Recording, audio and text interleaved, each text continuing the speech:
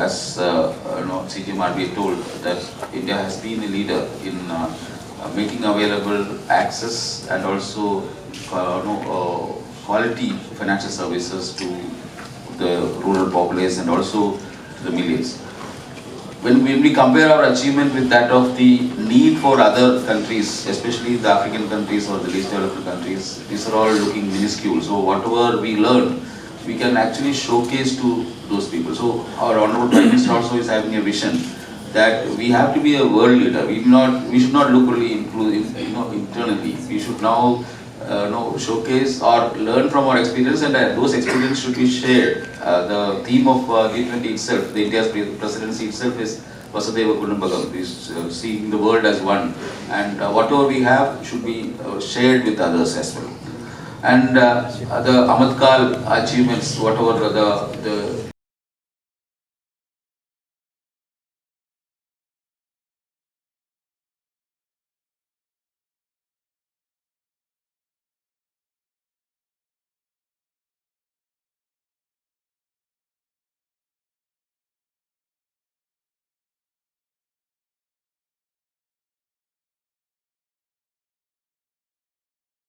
parts of the world, whereas India is having stability. So these things should come in handy for us to grow further. It is not that financial inclusion alone is needed. We have to grow further. Access is of course one thing. Once you have access, then we have to leverage that access for the welfare, general welfare of the society. And that is where now we are at the threshold of growth. The achievements of NPCI guided by RBI is already known. Now the other day, UPI has been showcased to the world. Even Japan is also now taking learnings from the UPI, how it has transformed the digital payments. In fact, the next second best digital transaction is in China, which is almost less than half of what we are achieving. Compared to the business or rather the population size, if you see that the number of transactions India is doing on digital space is something which is commendable. So we are at the threshold of growth, and now we are in South India. Of course, the theme also is telling that South India is the best place to analyze how the financial inclusion has grown. When we see the South Indian landscape, South India has the highest per capita income when compared to the other parts of the country. And also, not only that, the base is higher, but also growth also is there. The growth in per capita income also, if you see, it is the highest. And regarding the penetration of financial services, South India leads the way because there are system procedures here, there are infrastructure availability, per branch population is higher, and then the other non-banking financial companies are also very active in this part of the country, and which, of course, they were super active. That was the cause for one of the crises which happened in this part of the world. But one more thing we should be aware of, that is that along with all this prosperity, there is higher indebtedness also. If you see the indebtedness across the country, among the states, South Indian states lead that.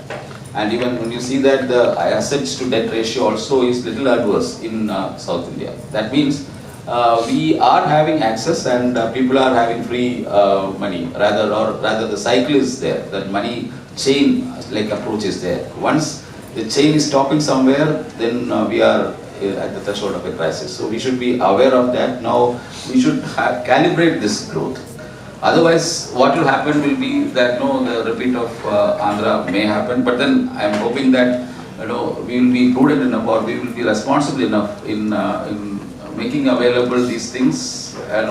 Just because the ecosystem is good, we should not be over enthusiastic. So that's the word of caution which I would like to tell.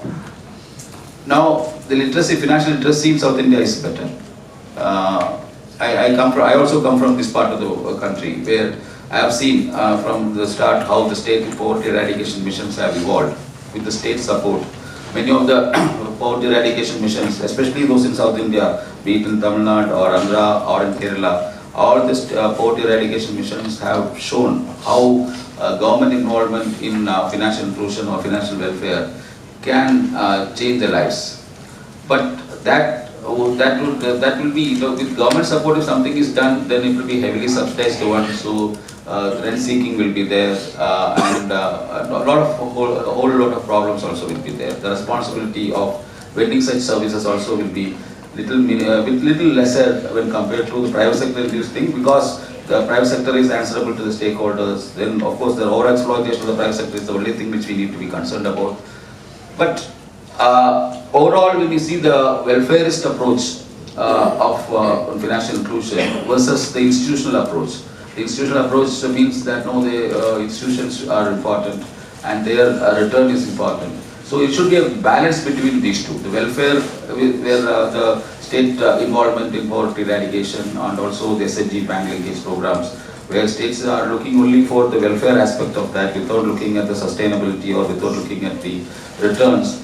Whereas the institutional, they'll try to little more emphasis on the return. There is space pricing and such other things will come in. So there are chances of overpricing also will be there. So my request here is that, as institutional approach is one thing which is sustainable. That I also realize that. But the specialty of MFIs or NBFCs or such institutions which are dealing with localized services is that they have better access to information. The information asymmetry which is there, which is actually getting priced as risk-based pricing. So the character of your institution is that you can't go for strictly the risk-based pricing, which is the standardized model, the world recognized model, which is applicable for other sectors. Here, some sort of relaxation can be thought of, because you have a lot of soft information available. Risk-based pricing is mostly based on the hard information like his credit profile or his balance sheet or whatever it is. Whereas the soft information is the involvement of the institution or the officers of the institution with the local populace, and that should transform into better pricing both for the institution as well as for the customer. So here, the institution versus welfareist measure is one thing which Government of India also is seriously thinking about. You might have heard that the government is now looking for a lot of emphasis on cooperative sector. So cooperative sector as an institution over the years, it predates in our independence, 1904, when the first Cooperative Societies Act was enacted. And from there on, a lot of things have been done. But a lot of politicization, a lot of legacy issues are there. So now government is now having a relook into how these institutions can be revived. The complaint about the SHG bank linkage program is that all the cycles of SHG bank linkage over the period of last 30 years has not resulted in a lot of micro enterprises coming in. Every time they will just go for consumption needs, and that cycle gets repeated with the higher involvement of money. And that is one aspect. Even studies have also shown that even though the practitioners of SHG bank linkage program will tell, including the great Professor Yunus, will tell that the SHG bank linkage has increased the welfare, and there are certain claims from the US also that per unit of loan given, it has resulted in more wage creation, more labor creation, more job creation, and such other things. But then when scientific community, including the Nobel Prize winner Esther Duflo and her husband, they have proved through RCT methods that exactly is not the truth. In fact, the welfare, what they claim, has not actually resulted. It's not a sustainable welfare also. So, the welfare versus institution, we should have a middle path. Being government, of course, this side is mostly government. Regulator is there, government is there, and we are talking to the practitioners. So that is usually the case. The government preaches, but then this government wants to have a middle path as well. We have to actually practice what we preach, and government has found that the cooperatives as an institution can vet with the objective to the welfare as well. Cooperatives actually are meant for welfare, because it is the members' welfare. Whatever the activity they do, whatever profits they generate, it has to be equitably distributed among the members. That is what the welfare also is thinking about. Welfare of the members, based on the whatever profits or premium they generate, it has to be distributed. Otherwise, in the capitalistic type, where the remote capitalism, where the share capital and such other things, stock market, what they do is that somebody will be passively investing in a company, and the company will work for him, and if profit is generated, they're just getting paid as a dividend. So it's some sort of a remote capitalism is happening there. Whereas in the case of cooperatives, it is a participative capitalism where the share capital or the shareholder himself is also participating in the activity, and the profit generated is getting equated, and then he is finding living out of that activity as well. Government wants that this model has to be revived. And why? Because the failure of the financial inclusion activities or the SHG banking linkage program, I'm not telling it's a failure, but then they lost focus in PT because they were all focused on lending, internal lending, the group formation, capacity building and all. They forgot the next step, that is the micro enterprises thing, which we thought that it will automatically come with the 1 or 2 cycles of financial literacy or financial action. They will feel that some sort of micro enterprises need to be set up. But whether the continuing cycle of lending has given a disincentive for creating a micro enterprise, because micro enterprises will be thought of when they feel that they have to earn more. If they can already earn more by lending among themselves, then this issue will not be coming. They will not be having the problem of earnings, because already lending is happening or money is getting coming, money is there, and the cycle is growing. So micro enterprises will not come up. And even one more thing is that even everybody in a SHG or a area starts setting up micro enterprises. It is a value destructing one. Everybody will go for a pickle making activity or everything. Already there may be an established player with a sufficient level of quality and pricing, and with the low quality but with the with the affinity towards the group, they may come up with a product which actually challenge the existing product, and the value destruction will happen, and ultimately the existing enterprise and the new enterprise also will fail, and indebtedness will increase. So this also is happening. So to avoid this, now the concerted approach of rural development, that is what the Government of India is thinking about. And already you might have heard that the Department of Cooperation is there, that new department. Even though cooperation is a state subject, central government thought that there need to be a concerted approach, a coordinated approach across all the states for cooperative sector as well. So that is why the department has come up. And the declared intention is that around 40% of the rural income at least should flow through cooperatives. So that is a tall number. So right now, the rural per capita income is lesser, almost 1/3 of the urban per capita income. So that means a rural-urban divide is there, and more population. This is even in terms of the absolute income and the per capita income, rural sector is under distress.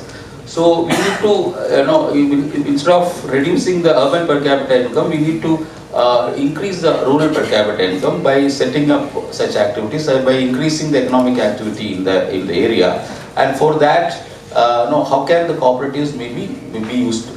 Recent budget also has announced that new societies will be set up, activity-based societies will be set up, and the existing credit societies will be transformed into multi-service centers. It is nothing but more micro enterprises coming in. Multi-service center means more activity, like say a necro processing center or a aggregation activity. They will form part of the value chain and add value rather than being a mute lender.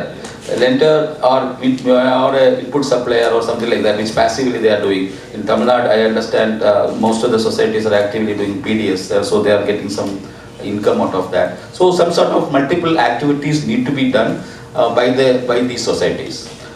So rightly, because you are all aware of the other scheme also, that is farmer producer organization, which Department of Agriculture has come out with. If you envision this, what exactly is the farmer producer organization? It's a group of farmers, and primary agriculture societies are also a group of farmers. So original FPO is the primary agriculture credit society. But now if you embark on forming more of farm producer organizations, then we have to break the existing packs into some small companies. That will be destructive in nature. So that also government has realized. Now 10,000 FPO scheme, of course, that is running, and it is not gaining much traction, but parallelly at least 65,000 of existing packs need to be brought into digital platform. That is where the technology dividend which we are talking about should happen. Once we provide technology, because these entities, these are small entities where we can't provide technology. So we on their own they can set up, but so on a concerted basis at the national level, this is going to happen. Why I am telling this to this audience is that be aware that some sort of a competition will be there, and that competition is good for rural sector as well. As we transform the existing good societies into multi-service societies, or setting up new activity-based societies,